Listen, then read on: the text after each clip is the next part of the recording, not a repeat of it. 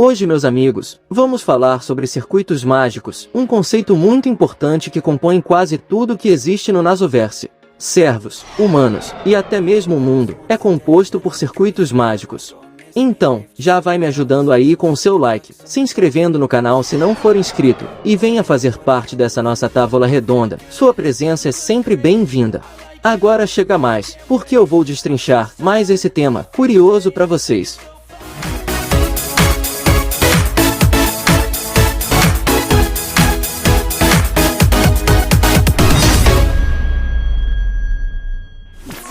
Para início de conversa, os circuitos mágicos são muito importantes no mundo do Magicraft, pois são eles que determinam se uma pessoa pode, ou não, se tornar um mago. Resumidamente, os circuitos mágicos são um sistema pseudo-nervoso espalhado por todo o corpo humano. E suas principais funções básicas se resumem a duas coisas. A primeira delas é converter a força vital em energia mágica. A segunda é permitir que o mago acesse as fundações taumatúrgicas, que eu não vou abordar neste vídeo agora, para não confundir vocês. Além disso que eu acabei de falar, circuitos mágicos também são considerados caminhos que conectam o mundo material ao plano astral.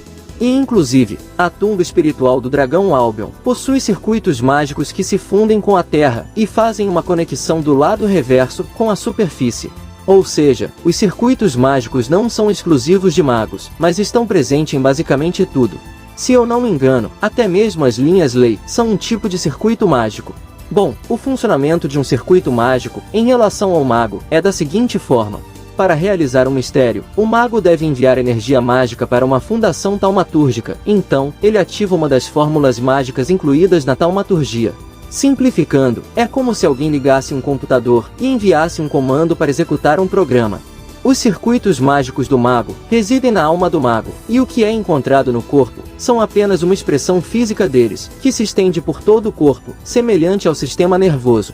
Eles são compostos de componentes centrais, que são os verdadeiros circuitos mágicos, por assim dizer, e desvios que conectam esses componentes ao cérebro. Em várias vezes no anime, foi mostrado esses circuitos, é como se fosse uma rede de energia. Quando Shiro usa a projeção, ou quando ele tenta mentalizar algo, é mostrado a ativação desses circuitos. E um detalhe muito importante, é que circuitos mágicos não mudam, e uma vez danificados, eles não podem ser reparados.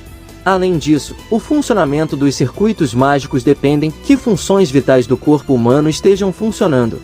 E por causa disso, é muito comum pensar que essa rede energética é literalmente parte do corpo do mago. No entanto, não é bem assim. Pois há casos raros em que os circuitos mágicos continuam funcionando, mesmo com o mago morto, sem ter suas funções vitais funcionando. Por causa disso, é necessário a destruição do cérebro para interromper de forma definitiva o funcionamento dessa rede mágica. Além disso, os circuitos mágicos são classificados de duas formas, qualidade e quantidade, e isso é o que define se uma pessoa pode ser mago ou não. E já que falamos em quantidade, é dito que a quantidade de circuitos mágicos que alguém possui é determinado no nascimento, e não pode diminuir ou aumentar naturalmente. É por causa disso que aqueles de linhagens mais antigas serão mais poderosos. No entanto, é possível mudar a quantidade artificialmente usando alguns métodos. Um desses métodos é através do estabelecimento de um passe místico entre dois magos, a partir do qual os circuitos mágicos podem ser transferidos. E como os circuitos estão na alma, é necessário uma fusão de corpo e mente durante o transplante. O perigo dessa situação é que os circuitos mágicos se tornam instáveis se forem adulterados durante o uso, e existe a possibilidade de destruição mútua se um contrato parecido ao contrato de mestre e servo não tiver sido previamente estabelecido. Por essa e outras razões, as linhagens de magos procuram não mexer nos circuitos mágicos de seus membros, enquanto vivos. Ao invés disso, eles tentam produzir descendentes com o maior número de circuitos possíveis. Bom, como eu já disse, a quantidade não é o fator principal da questão, a qualidade é tão importante quanto, e se difere de linhagem para linhagem. A linhagem de Aoko, por exemplo, é conhecida por produzir magos com baixa quantidade de circuitos mágicos, mas com grande qualidade, o suficiente para compensar a falta de quantidade. Por outro lado, uma pessoa normal raramente adquire circuitos mágicos, mas nestes casos, podem ser consideradas mutações repentinas. Um bom exemplo é o Kirei, embora ele tenha nascido com circuitos mágicos repentinos, que não são de sua linhagem, ele não é o resultado de mutação. Os circuitos mágicos do Kirei foram um presente do sacramento divino, recompensando seu pai pelos anos de adoração piedosa. Por causa disso, Kirei nasceu com o direito de recriar os milagres do divino sacramento, em outras palavras, seus próprios circuitos mágicos.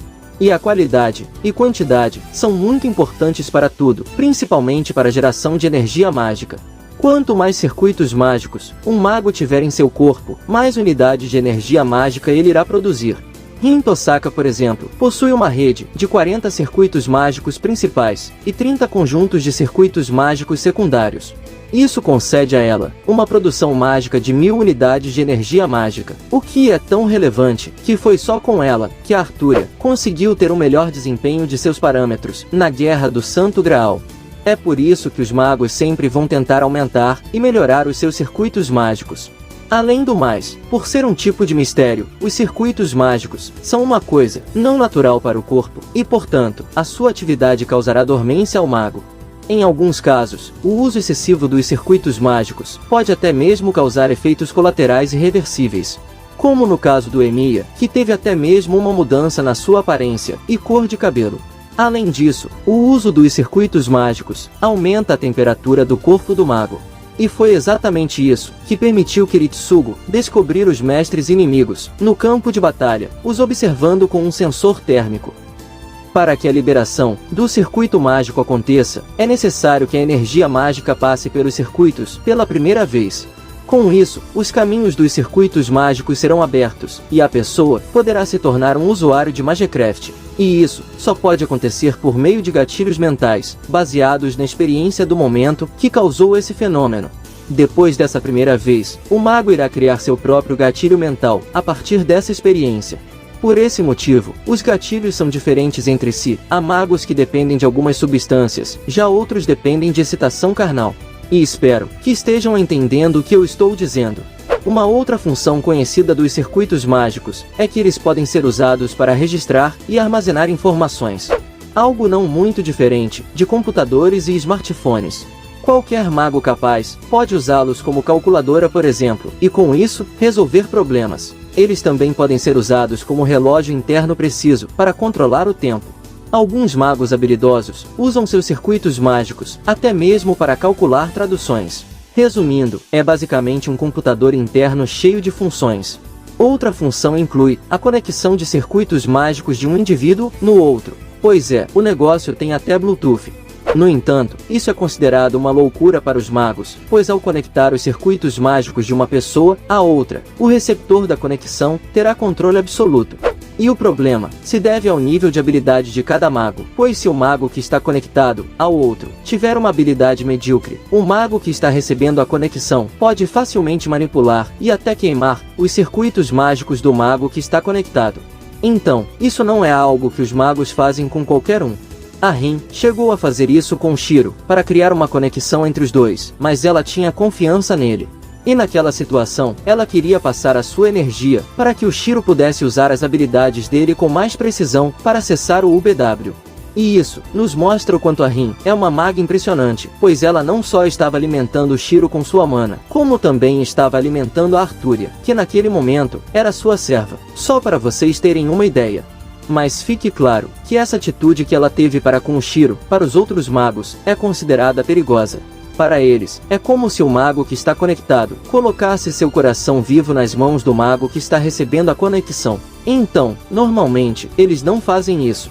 E o objetivo dessa conexão é simplesmente transferir poder de um para o outro, ou até mesmo, quem sabe, algumas habilidades. Há dois tipos de conceitos que são considerados circuitos mágicos. Um deles é o reator de energia mágica. A Artúria, por exemplo, possui reator de dragão, pelo fato de ter sangue de dragão. Isso concede a ela circuitos mágicos, muito além dos magos. Enquanto o corpo de um mago é considerado uma máquina de energia mágica, o núcleo mágico da Artúria é considerado uma fábrica de energia mágica. Ou seja, ela gera muito mais energia que um mago consegue gerar. E o segundo tipo é chamado de regressão à Era dos Deuses, um tipo de circuito mágico especial possuído por seres como Tiamat e Arquade. Esse circuito mágico é próprio delas, representa o fato de que podem produzir mistérios que existiam na Terra, antes mesmo da magia. Não à toa, são muito poderosas, mas enfim, terminamos por aqui. Esse foi o nosso assunto de hoje, espero que todos tenham entendido o que eu falei, mas se tiver dúvidas, pode comentar aqui embaixo do vídeo, que eu sempre leio e respondo. Se vocês quiserem deixar sugestões, fiquem à vontade aí para sugerir, isso é importante para me ajudar a ter ideias de temas de vídeo. Agora, meus companheiros, eu agradeço a todos os mestres e servos que me acompanharam até aqui, e também a todos os grandes mestres que enviaram esse vídeo para seus companheiros. Até o nosso próximo vídeo, fui, valeu e tamo junto!